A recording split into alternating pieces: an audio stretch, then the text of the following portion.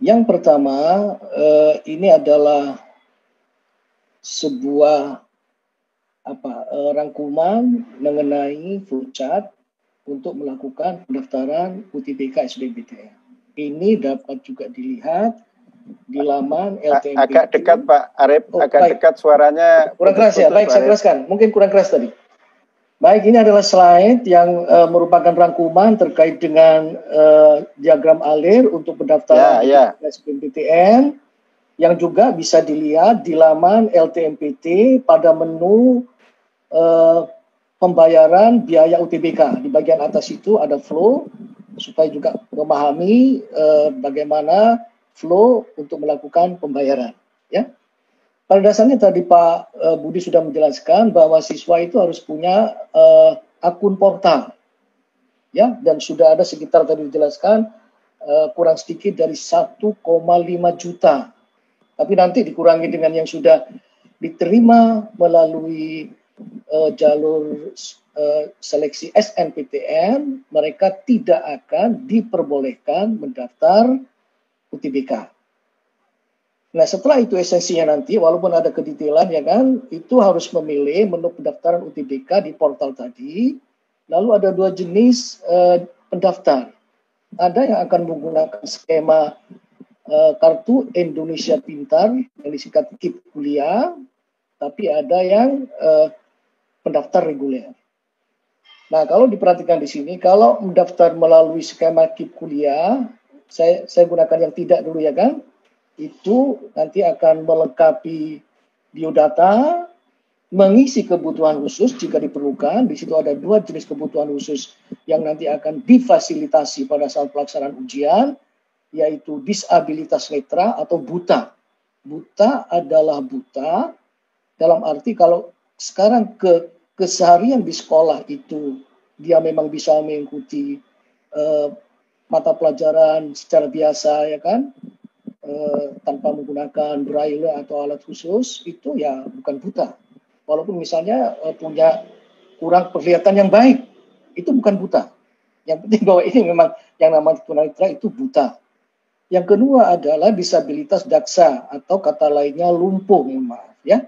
Lumpuh itu kan harus dibantu agar mendapatkan lokasi pada ruang-ruang yang mudah dijangkau. Nah, ketika sudah mengisi biodata dan simpan permanen, nanti akan ada ilustrasi mengenai pendaftaran. Itu ada screenshot pendaftaran, itu harus memilih pusat UTBK. Setelah itu, harus cetak slip pembayaran untuk melakukan pembayaran di bank. Ini nanti ada, ya kan, semuanya dilakukan lewat channel elektronik karena masa pandemi supaya tidak ada kerumunan pada cabang-cabang bank. Ya, enaknya malah dilakukan di rumah kalau misalnya ada keluarga atau orang tua yang sudah memiliki mobile banking, internet banking, dilakukan di rumah saja. Ya, setelah membayar harus login kembali untuk kemudian melanjutkan memilih program studi dan mungkin mengunggah portofolio jika program studi yang dipilih itu memang mewajibkan untuk mengunggah portofolio, yaitu program-program studi yang masuk dalam klaster seni dan olahraga. Setelah itu, kalau sudah dicek secara sempurna, jangan sampai ada yang salah, harus simpan permanen. Ya, kalau sudah simpan permanen, Pak Budi tadi sudah menjelaskan, tidak bisa diubah dengan alasan apapun, termasuk mau mendaftar lagi tidak bisa, karena mendaftar dibatasi hanya 1 kali. Jadi benar-benar hati-hati ya, sebelum simpan permanen dibaca dengan seksama. Sudah selesai, itulah yang kalau peserta reguler. Kalau yang bersangkutan itu adalah mau menggunakan mekanisme KIP kuliah itu harus melakukan pendaftaran, ya kan? Jadi kalau dia belum memiliki ini, ingin menggunakan KIP kuliah, karena dengan KIP kuliah ini, mereka yang sudah memegang nomor pendaftaran itu dibebaskan dari biaya untuk mengikuti UTBK SBMPTN. Ya, tetapi tidak berarti bahwa mereka yang sudah punya nomor pendaftaran ini nanti beasiswanya dijamin, tidak. Itu akan ada proses berikutnya ketika yang bersangkutan sudah diterima di perguruan tinggi, itu akan dilakukan verifikasi apakah siswa yang sudah lulus SBMPTN misalnya atau SNPTN kemarin itu memang layak untuk mendapatkan beasiswa KIP kuliah. Jadi kalau memang menginginkan ini harus mendaftar. Ini ada di lamannya Kemdikbud. di KIP kuliah Kemdikbud.go.id. Nah, kalau sudah, yang bersangkutan kan tadi syarat pertamanya adalah sudah memiliki portal. Itu harus masuk ke portal untuk mengisikan nomor pendaftaran. Jadi kalau ini tidak diisikan, yang bersangkutan tetap harus membayar. Ya harus diisikan. Setelah itu sisanya adalah sama dengan peserta reguler. Ya, itu esensi pendaftaran. Nanti detailnya kita lihat satu persatu. Kemudian jumlah sesi tadi sudah menyampaikan ada 30, semuanya dilaksanakan serentak setiap hari kecuali hari Jumat itu ada 4 sesi. Ini waktunya. Ya, dan waktu ini adalah waktu lokal. Dan hari Jumat ya itu hanya dilaksanakan 2 sesi saja karena keterbatasan. Jangan sampai pada saat pelaksanaan di sesi 34 itu akan melabrak waktu sholat asar, waktu sholat maghrib ya. Nah, namun bagi mereka yang berada di wilayah atau zona waktu Aceh, Sumatera Utara, Sumatera Tengah, dan Kalimantan, sesi 3 dan 4 diurut 30 menit untuk memberi kesempatan waktu sholat duhur dan asar. Kenapa 30 menit? Itu sudah dihitung. Kalau lebih dari itu nanti justru akan melabrak waktu sholat maghrib. Jadi untuk wilayah zona ini ya kan, itu sesi 3-4-nya dimulai jam ini ya kan, itu berbeda dengan tadi. Berbeda setengah jam ya. Nah, ini waktu yang zona itu ada di mengikuti pusat UTBK yang ada di Syahwala, Malikus Saleh, Teuku Umar, Samudra, ISBI Aceh, USU, dan UNM. Sedangkan yang Sumatera Tengah di Universitas Riau, Umrah, di Andalas, Negeri Padang, dan ISI Padang ya, Padang Panjang. Sedangkan di zona Kalimantan itu ada di Tanjung Pura, Borneo Tarakan, Palangkaraya, Mula Warman, Institut Teknologi Kalimantan, dan Lambung Mangkurat. Itu untuk diketahui, nanti jangan bingung kenapa waktunya berbeda ya. Jadi sekali lagi tadi waktu adalah serentak. Lalu jumlah pusat UTBK nanti saya berikan sedikit tapi juga bisa diakses di laman ya, itu adalah 74. Khusus mereka yang tunanetra ya, disabilitas netra atau buta tadi hanya disediakan di sesi ke-10. Itu pada tanggal 7 2010, pada tanggal itu di sesi kedua. Ya.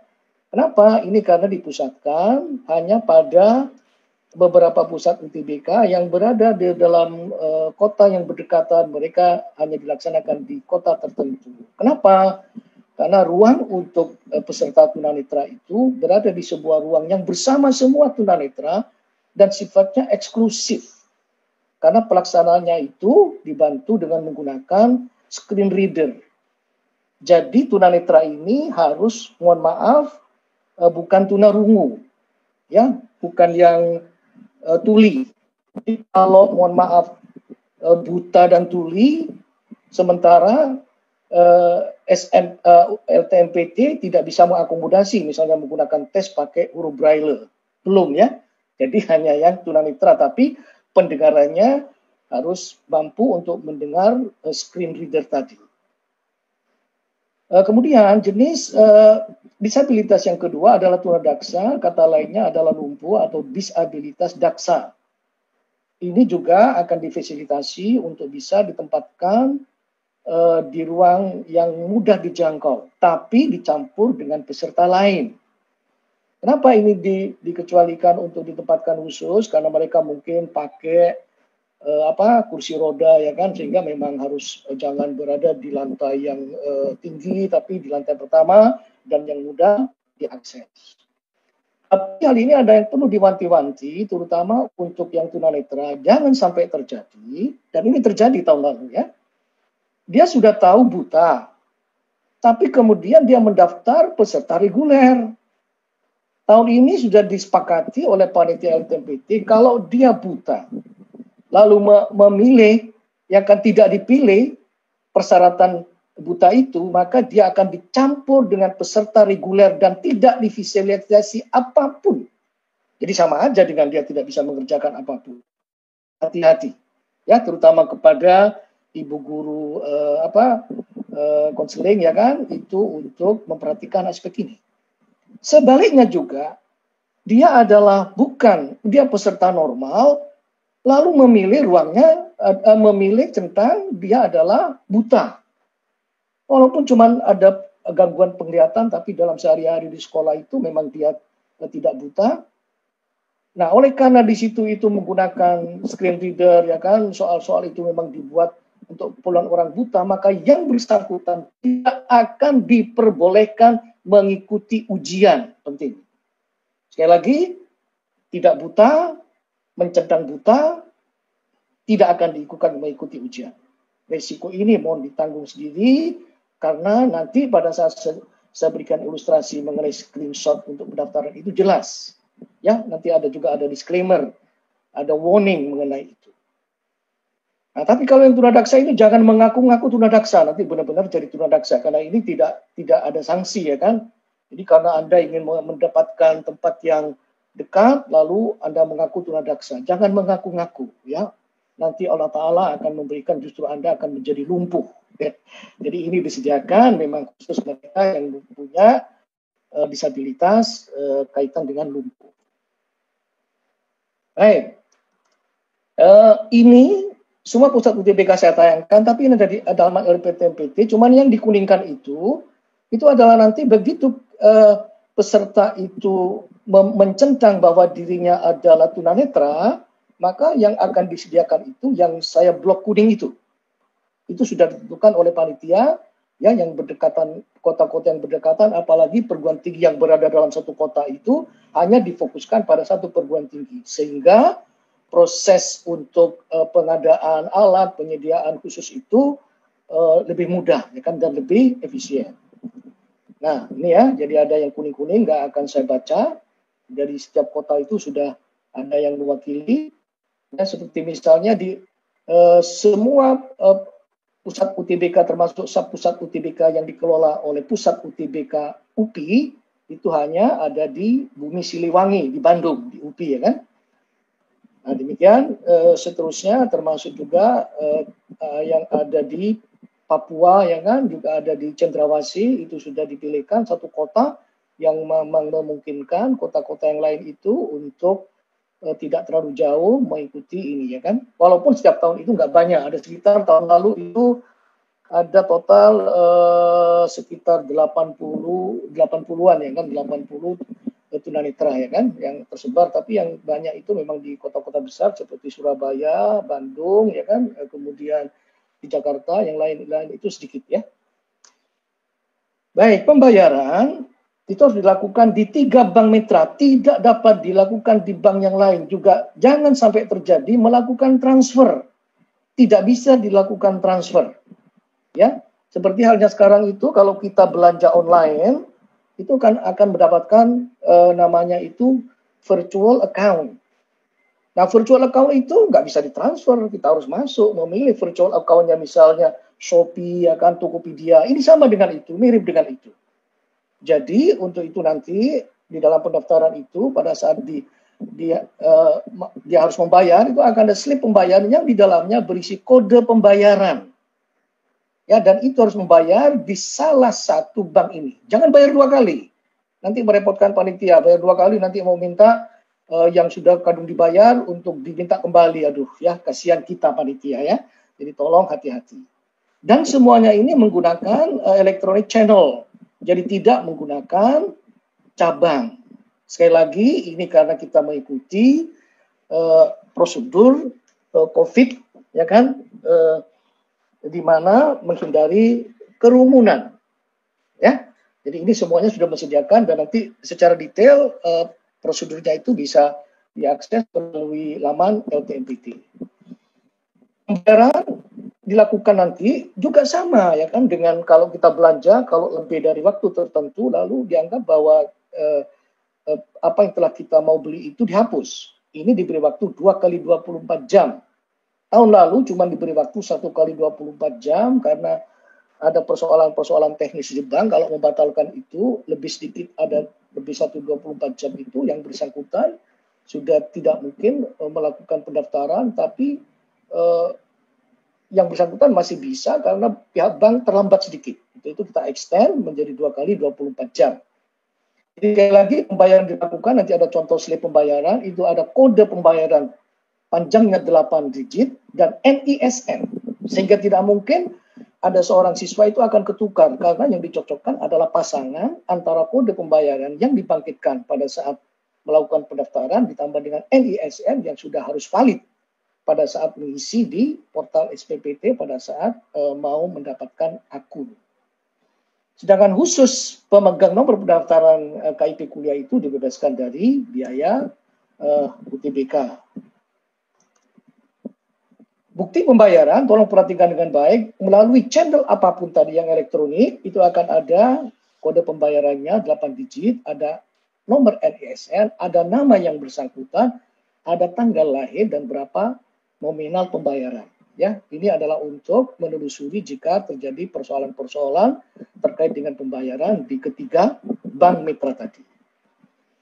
Lalu nomor kartu peserta Anda ya kan itu ada 12 digit, yang 3 digit pertama itu sudah fix. Jadi sekarang oleh karena cuma ada satu jenis ujian yaitu tadi disampaikan Pak Budi hanya ada TPS, kita beri kode 1. Kalau tahun lalu ada 1, 2, 3 karena ada saintek, sosum dan campuran. 20 itu tahun 2020, P3 itu adalah kode pusat UTBK, ada 3 angka, kemudian SS itu adalah kode sesi, ini sesi nggak bisa Anda pilih sekarang, hanya bisa memilih pusat UTBK, penentuan sesinya ditentukan secara sistem di pendaftaran. Ya, terakhir adalah nomor urut peserta. Baik. Jadi ini sekarang adalah tahapan pendaftaran, ini penting untuk diperhatikan dengan baik. Pada dasarnya ada 5 langkah. Langkah pertama, syarat pertama adalah tadi kan harus punya akun portal. Berarti harus login ke portal LTMPT. Setelah login, nanti memilih pendaftaran, UTBK, SBMPTN, melengkapi biodata. Biodata ada 2, ada biodata yang sudah diisikan pada saat melakukan registrasi akun, itu pada dasarnya tidak bisa diubah, tapi nanti ada eksepsional ya kan, dikarenakan mungkin ada kasus-kasus khusus dari siswa yang memungkinkan untuk merubah data, tapi terbatas untuk beberapa jenis data saja. Nanti kita lihat. Setelah biodata itu dilengkapi, harus disimpan permanen. Ini juga hati-hati. Nanti akan ada disclaimer, akan ada warning. Sebab begitu sudah permanen, tambahan biodata itu yang diisikan pada saat pendaftaran itu tidak dapat diubah dengan alasan apapun. Ini harus hati-hati ya. Nah setelah itu baru memilih pusat UTBK. Ya, nggak bisa memilih sesi, cuma memilih pusat UTBK. Kemudian kalau yang bayar harus bayar, kalau yang pemilik atau pemegang KIPK bisa melanjutkan untuk memilih program studi.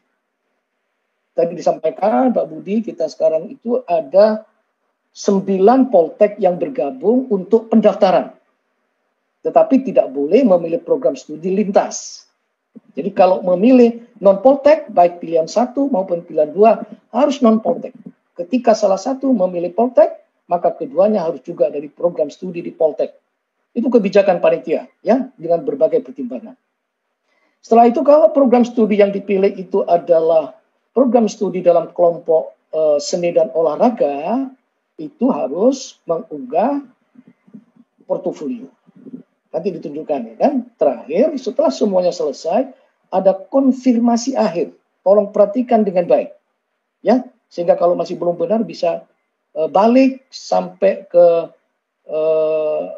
misalnya memilih program studi. Karena memilih pusat UTBK itu sudah nggak bisa dirubah kalau mereka yang bayar ya kan. Nggak bisa ganti dari pusat UTBK yang lain ya.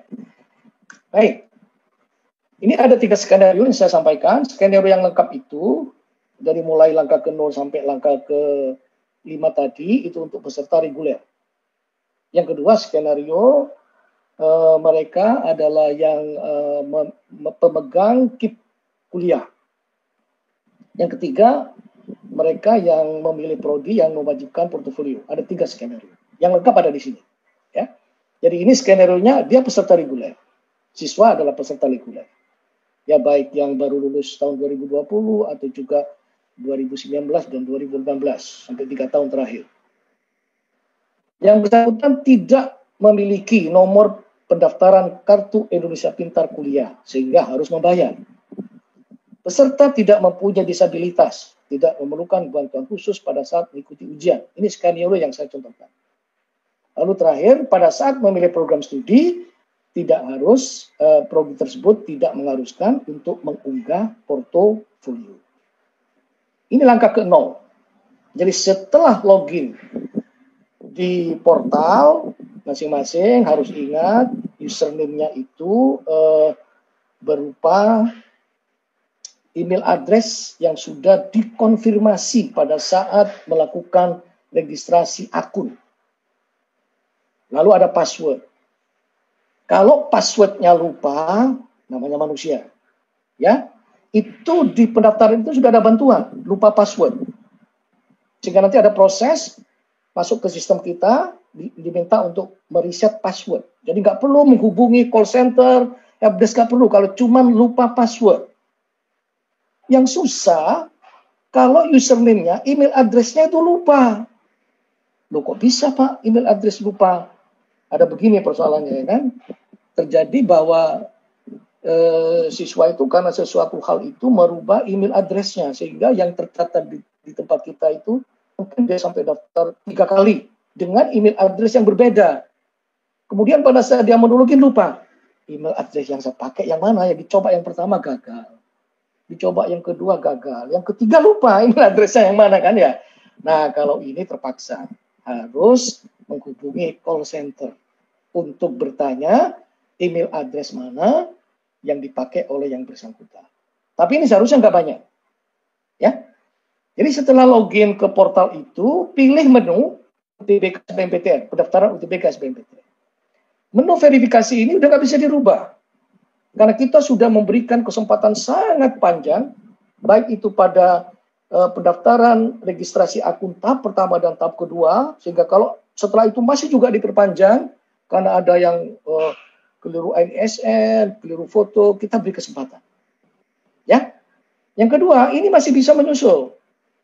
Jadi sudah ada sekitar 100.000 lebih mereka yang sudah mendaftar KIP kuliah di lamannya Kemdikbud tadi, dia sudah punya nomor pendaftaran, tapi harus diisi di KIPKA. Ya, kita ini sudah bekerja sama dengan sistemnya Dikbud, sehingga siapa yang orang nggak mendaftar ngaku-ngaku saya daftar, nggak bisa, karena mereka yang bisa mengisi ini sebelumnya sudah verified bahwa yang bersangkutan itu sudah mendaftar di Kemdikbud, karena sistem kita melakukan host to host dengan Kemdikbud. Kalau sudah mendaftar di sana, login ke kita, klik ini, ya kan, kita akan host to host dengan Kemdikbud. Kalau nomor itu nggak diakui, nggak bakalan bisa ngisi. Ya, nah ini bisa saja ada yang mencoba, ya kan, ya namanya manusia. Di dunia ini tetap, mohon maaf ya kan, ada orang nakalan, ada maling, ada orang jahat, itu kan sunnatullah masih ada.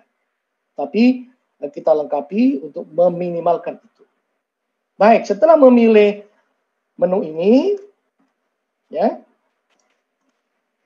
akan dihadapkan untuk langkah 1 itu kan melengkapi biodata tadi. Melengkapi biodata ini ada beberapa tahap. Ya, pertama melengkapi biodata itu sendiri. Ini ada beberapa capture ya. Ini yang saya sebut tadi data dasar dari Dapodik, diambil dari data yang diisikan oleh sekolah. Seharusnya pada dasarnya data ini tidak dapat diubah. Namun, saya yakin sebagian besar itu nggak berubah. Tapi siapa tahu ya kan, karena kan data Dapodik sudah nggak bisa diubah, tahu-tahu pindah rumah. Nah ini kan sebuah kasus khusus.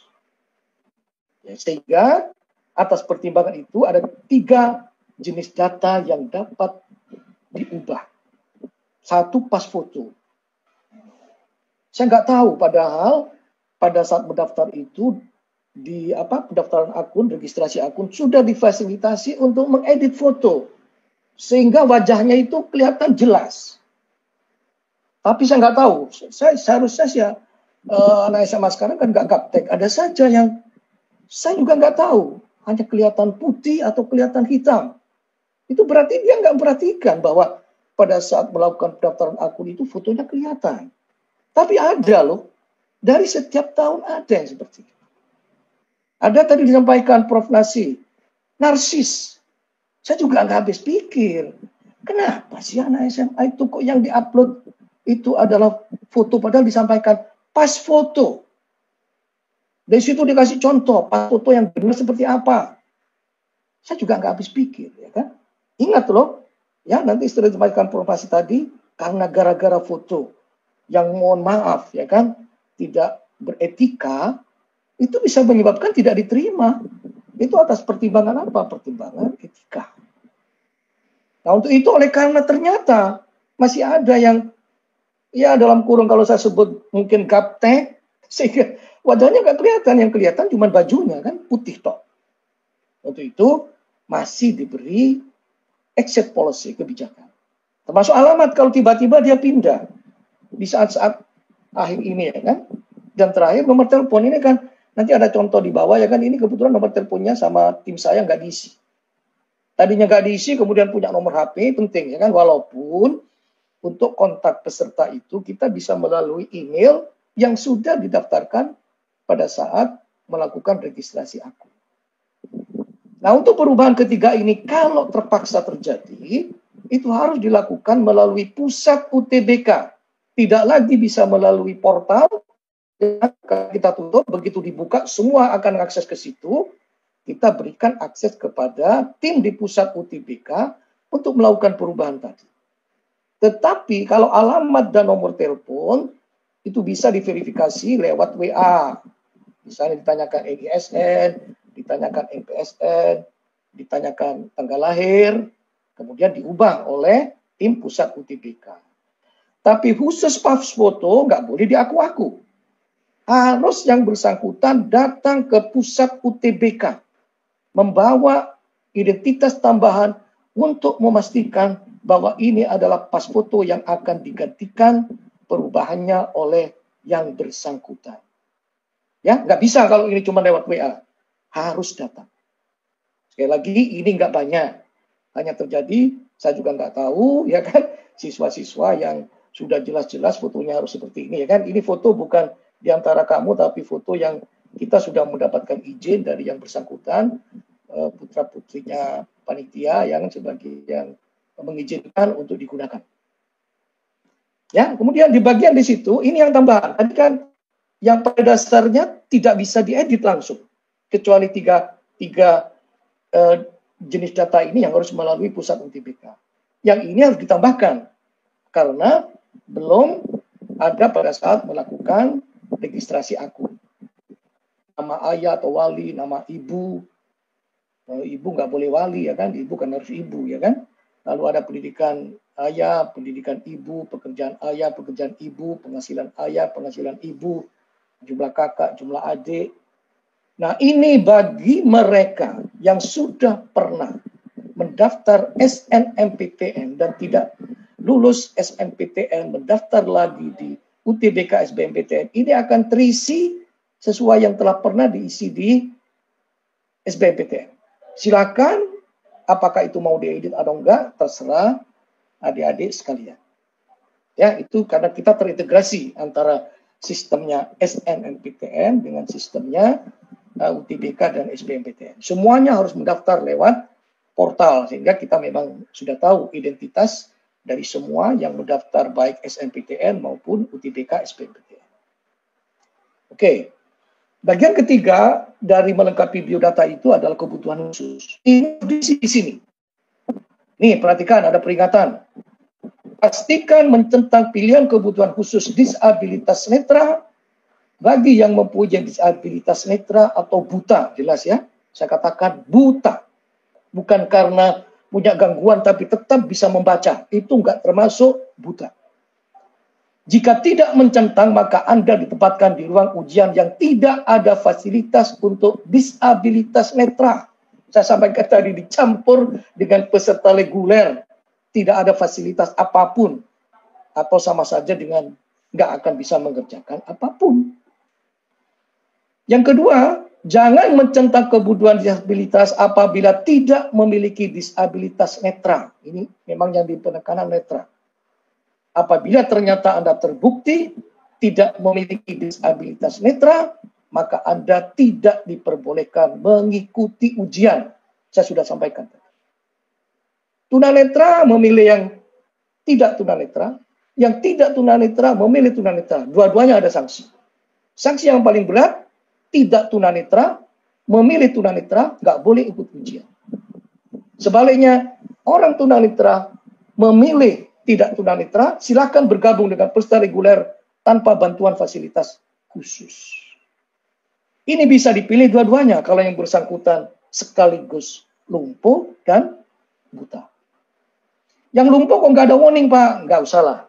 Ya, tapi sekali lagi Anda kan orang-orang yang penuh dengan pengertian, ya. Jangan sampai menyerobot. Anda nggak lumpuh, Anda memilih lumpuh. Ya, karena ini memang nggak seketat untuk yang mempunyai disabilitas netra. Lalu simpan, ya, bisa selanjutnya. Jadi kalau belum simpan nggak akan bisa selanjutnya. Untuk itu ini mati. Baik. Nah, itu selanjutnya diharuskan masih dalam konteks satu itu kan melengkapi biodata.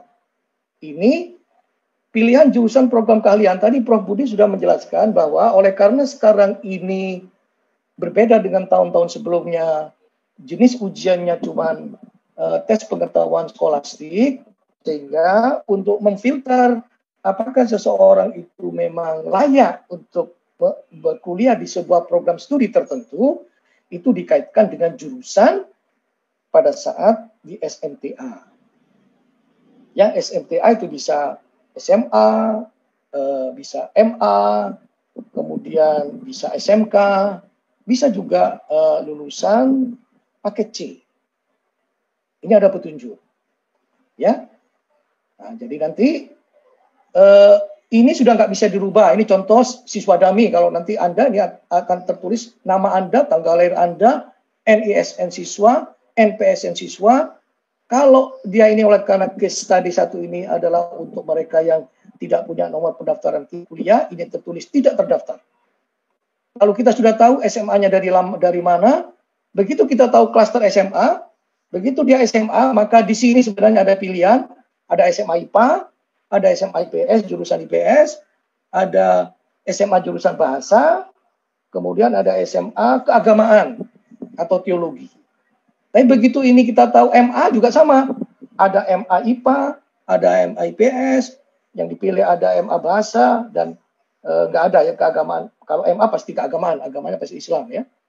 Lalu kalau Anda SMK, di sini ada 49 daftar yang kita ambil dari peraturan Dirjen Dikdasmen berdasarkan program keahlian. Jadi SMK itu dibagi ada 49 program keahlian. Di SK, di peraturan itu sebenarnya ada kompetensi. Jumlahnya 150. Terlalu banyak untuk dipilih. Sehingga yang digunakan adalah program keahlian. Ya, saya pasti yakin ya siswa-siswa lulusan SMK tahu program keahliannya apa. Itu ada di laman LTMPT pada saat Anda masuk ke daftar PTN, ke prodi tertentu, di situ ada prasyarat. Kalau SMK yang diterima, SMK program keahlian apa. Tolong itu dipelajari dulu dengan baik. Ya, kalau memang ragu, konsultasikan dengan guru BK. Ya. Nah, jadi setelah itu adalah simpan sekali lagi sebelum sistem nggak mungkin bisa lanjut. Kalau masih ragu yang sebelumnya masih bisa ke sebelumnya. Nah, kalau sudah simpan, ya lalu ditayangkan. Yang ditayangkan adalah semua yang telah diisi pada saat telah klik simpan. Lengkap seperti tadi ya kan, termasuk identitas orang tua, SMA tadi, termasuk tadi memilih SMA-nya IPA. Nah, kebutuhan khususnya yang dipilih apa? Di sini skenario-nya tidak ada disabilitas. Terakhir, perhatikan dengan baik, ini konfirmasi. Ini mengandung aspek legalitas. Saya menyatakan bahwa data yang saya isikan dalam borang ini sudah benar. Saya bersedia menerima sanksi pembatalan keikutsertaan UTBK SBMPTN 2020 apabila saya melanggar pernyataan ini. Konsekuensinya berat. Ya, walaupun nanti misalnya diterima, bisa didiskualifikasi pada saat melakukan pendaftaran ulang di PTN pilihannya. Hati-hati. Untuk itu kalau ragu, pergi ke sebelumnya, cek dan recheck lagi. Kalau perlu kan sudah ada itu bisa di-print dulu, dicek lagi. Ya, cek recheck itu dalam kehidupan sehari-hari menjadi penting agar kita tidak terjerumus ke sesuatu yang salah. Nah, kalau sudah ya kan ada simpan permanen, maka bisa selanjutnya sudah tidak bisa dirubah. Ya, nah di sini sekali lagi ya, kalau di sebelumnya itu sudah simpan permanen, sudah tidak bisa diubah dengan alasan apapun kecuali 3 item data tadi: pas foto, alamat, nomor HP. Ya. Nah, pada saat mau ini sudah harus memilih pusat UTBK. Oleh karena skenario tadi ini adalah skenario untuk reguler, untuk siswa dami ya kan? Maaf ya. Sudah ya.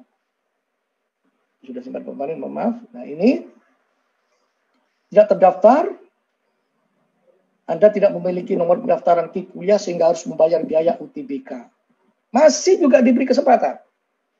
Jika sudah memiliki nomor pendaftaran KIP kuliah, isikan terlebih dahulu pendaftaran KIP kuliah. Klik link ini. Masuk tadi di portal yang saya tunjukkan pertama untuk mengisikan nomor pendaftaran. Tapi jika kemudian di sini ragu, wah, saya mau mendaftar KIP kuliah, itu yang nomor 2. Jika tidak, maka lakukan pendaftaran KIP kuliah di lamannya Kemdikbud. Jadi masih diberi kesempatan. Tapi kalau ini sudah lewat, kalau sudah selanjutnya berarti sudah memilih pusat UTBK. Sudah misalnya dia tidak terdaftar, nggak bisa lagi mendaftar, nggak bisa lagi menyatakan bahwa saya mau gratis. Tolong perhatikan dengan baik. Ini dicontohkan memilih pusat UTBK di ITS. Kebetulan saya dari ITS ya, jadi saya ambil yang tidak melanggar. Juga ada contoh nanti yang lain, tapi oleh karena ini uji coba nggak masalah ya, kita milih ITS, tidak ada disabilitas. Ya, kalau ini ada disabilitas, ini nggak mungkin pusat UTBK yang milih ITS, karena di kota Surabaya itu sebagai contoh peserta tunanetra itu dijadikan satu di pusat UTBK-nya Universitas Negeri Surabaya, UNESA. Baik, jadi setelah selanjutnya berarti sudah memilih kan? Ini rangkuman. Ini kalau nanti login ini kelihatan. Ya, ini adalah status dari pendaftaran tadi. Pendaftaran UTBK, riwayat UTBK, status UTBK bisa dilihat dengan masuk login ke portal. Ini rangkumannya tadi. Ingat, setelah disimpan tidak bisa diapa-apakan. Ya, akhirnya ini hanya untuk menunjukkan bahwa begitu sudah disimpan akan dilakukan proses oleh server yang memproses pendaftaran. Ya, tapi sudah disimpan. Kalau misalnya ingin melihat ke halaman berikutnya, ke sebelumnya, silakan melihat. Tapi sudah tidak bisa dirubah, katakanlah sambil menunggu untuk mendapatkan slip pembayaran. Kalau ini sudah diproses, keluarlah slip pembayaran biaya UTBK. Seperti ini. Ini ada kode pembayaran. Jelas ya. Pembayaran harus dilakukan sebelum tanggal ini. Ini sudah dibuat sebelumnya ya. 2 kali 24 jam. Perhatikan, aspek ini sudah biasa dilakukan dalam segala sesuatu yang dilakukan melalui online, termasuk belanja online. Ya, termasuk juga kalau mau membayar PBB dan sebagainya itu, ini termasuk izin Prof. Farid, agak dipercepat Prof. Farid. Ya, mohon izin Prof. Farid. Ya, sebentar Pak. Tapi ini penting ya. Jadi ini adalah slip pembayaran, nggak bisa dipalsu karena di sini ada QR code ya. Nah, kemudian berikutnya adalah ini bisa dilihat riwayatnya seperti yang saya sampaikan tadi, riwayat bisa dilihat ya. Berikutnya ini adalah konfirmasi simpan permanen kaitan dengan pemilihan prodi tadi. Oleh karena ini skenario-nya tadi adalah tidak ada portofolio ya, ini memilih 2. Anda tidak perlu ada portofolio, ini konfirmasi. Sekali lagi ini konfirmasi. Jadi kalau ragu dengan ini masih bisa ke sebelumnya. Tapi kalau sudah, ini disebut dengan disclaimer, sangkalan. Ya, kalau sudah simpan permanen, tidak bisa apa-apa. Nah, untuk itu akhirnya keluarlah ini.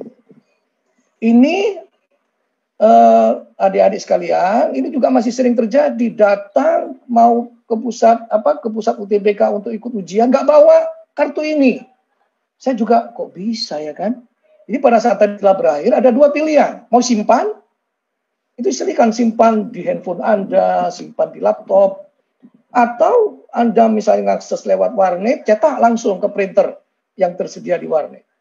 Atau juga di rumah bisa langsung cetak. Tapi kalau di rumah, saya sarankan simpan saja. Ya, jadi kalau di laptop sendiri, di HP sendiri, simpan saja dulu. Tapi ingat, jangan sampai tidak dicetak pada saat mau mengikuti ujian. Baik, itulah siklus keseluruhan lengkap. Nah, yang berikutnya hanya saya potongan aja ya kan.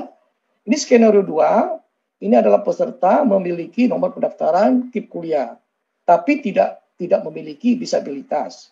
Tapi pada saat mendaftar program studi juga tidak ada portofolio, tapi ini adalah KIP kuliah, hanya untuk menunjukkan perbedaannya di mana. Ini perbedaannya. Kalau tadi ditulis tidak terdaftar, ini sekarang terdaftar. Ya, ini nggak bisa dibohongin, sekali lagi, kita punya sistem yang sudah host dengan Kemdikbud. Data ini seperti tadi, ya, saya ulangi penjelasannya. Sekali lagi yang penting ini. Ya. Nah, kemudian berikutnya pada saat memilih pusat UTBK, diberitahu lagi di sini ya kan, ini terdaftar, Anda terdaftar sebagai pemegang KIP kuliah, sehingga tidak perlu membayar biaya UTBK. Berarti nanti yang bersangkutan langsung memilih prodi dan seterusnya, sama dengan tadi, sampai menyimpan atau mencetak kartu.